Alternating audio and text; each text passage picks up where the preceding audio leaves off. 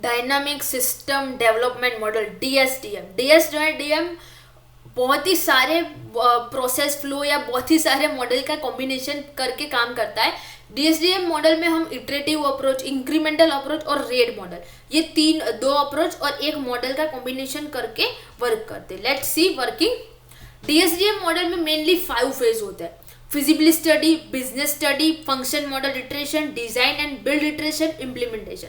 Let's see, ये उसका diagram है। हमें फिजिबिलिटी स्टडी से स्टार्ट करके फंक्शन मॉडल इटरेशन, उसके बाद डिजाइन एंड बिल्ड, उसके बाद इम्प्लीमेंटेशन। अगर इम्प्लीमेंटेशन से नहीं हुआ तो फिर से बिजनेस मॉडल इटरेशन या फिर से फिजिबिलिटी स्टडी से स्टार्ट करना चाहिए। इस फेज में सारे फेज एक दूसरे के साथ कनेक्टेड है, आप किसी भी फेज से किसी भी फेज में जा सकते हैं। फिजिबिलिटी स्टडी, फिजिबिलिटी स्टडी में हमें सॉफ्टवेयर का फिजिबिलिटी एनालाइज करना है।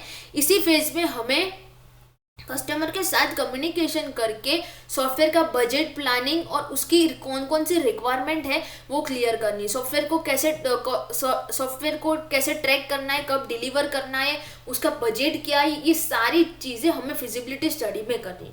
बिजनेस स्टडी में जब हमने फिजिबिलिटी स्टडी में कस्टमर के साथ सारे रिक्वायरमेंट कलेक्ट कर ली, उसके बाद कस्टमर ने जो भी रिक्वायरमेंट दी है उसमें से फंक्शनल रिक्वायरमेंट को आइडेंटिफाई करना है। उसके बाद जब हम फंक्शनल रिक्वायरमेंट को आइडेंटिफाई कर ले, उसके बाद हमें फंक्शनल मॉडल इटरेशन पे आना है। इसी फेज में हमें इंक्रीमेंटल अप्रोच से सॉफ्टवेयर डेवलपमेंट स्टार्ट करना चाहिए। आई होप आपको इंक्रीमेंटल अप्रोच या इंक्रीमेंटल मॉडल के बारे में पता हो। अगर नहीं पता तो उसकी दोनों की वीडियो की लिंक मैंने डिस्क्रिप्शन बॉक्स में डाली हुई, प्लीज चेक इट। उसके बाद डिजाइन एंड बिल्ड इटरेशन, जब हमने सॉफ्टवेयर पे इंक्रीमेंटल अप्रोच अपनाया उसके बाद हमें सॉफ्टवेयर की डिज़ाइन क्रिएट करनी है। सॉफ्टवेयर जो भी सॉफ्टवेयर का प्लानिंग हुआ उसके अकॉर्डिंग हमें सॉफ्टवेयर की डिज़ाइन क्रिएट करनी है। एंड इसी फेज में हमें सॉफ्टवेयर का कोडिंग स्टार्ट करना चाहिए।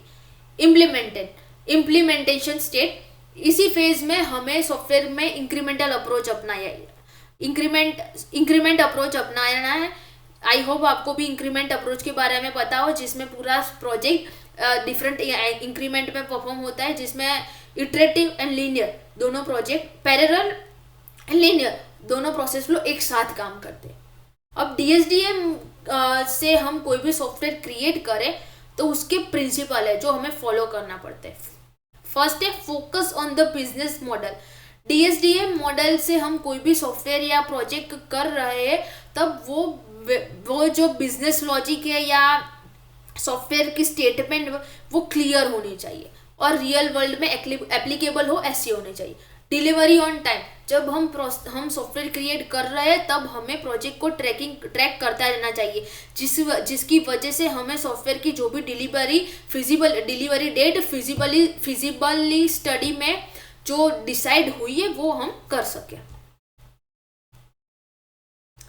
Collaborate always stake holder and team member को एक दूसरे के साथ कोलाब्रेशन करना चाहिए, एक दूसरे के साथ कम्युनिकेशन करना चाहिए।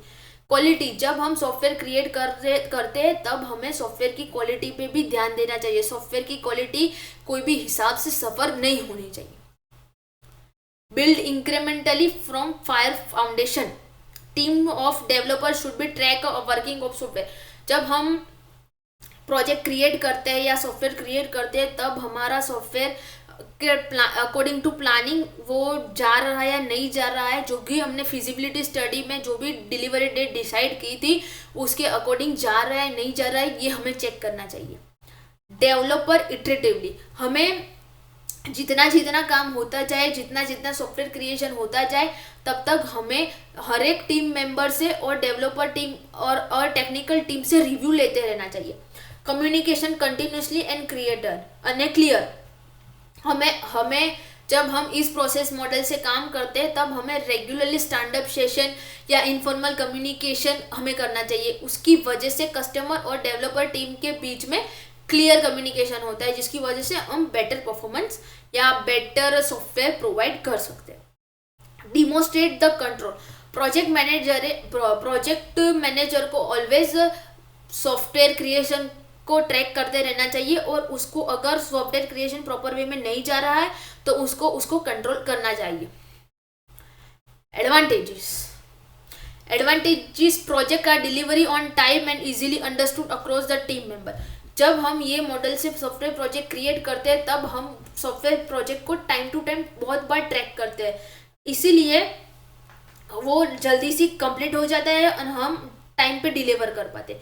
और दूसरा ये है कि हम उसमें कोलैबोरेटिव अप्रोच का भी यूज़ करते हैं, इसीलिए हम कस्टमर और डेवलपर टीम या स्टेक होल्डर बहुत कम्युनिकेशन प्रोवाइड करते हैं, मीन्स कि informal communication, stand up session, ये सब प्रोवाइड करते हैं। इसीलिए टीम मेंबर के बीच में सॉफ्टवेयर की अंडरस्टैंडिंग बहुत ज़्यादा होती है। Disadvantage: This model require large management overhead, team leader and costly implementation for project creation.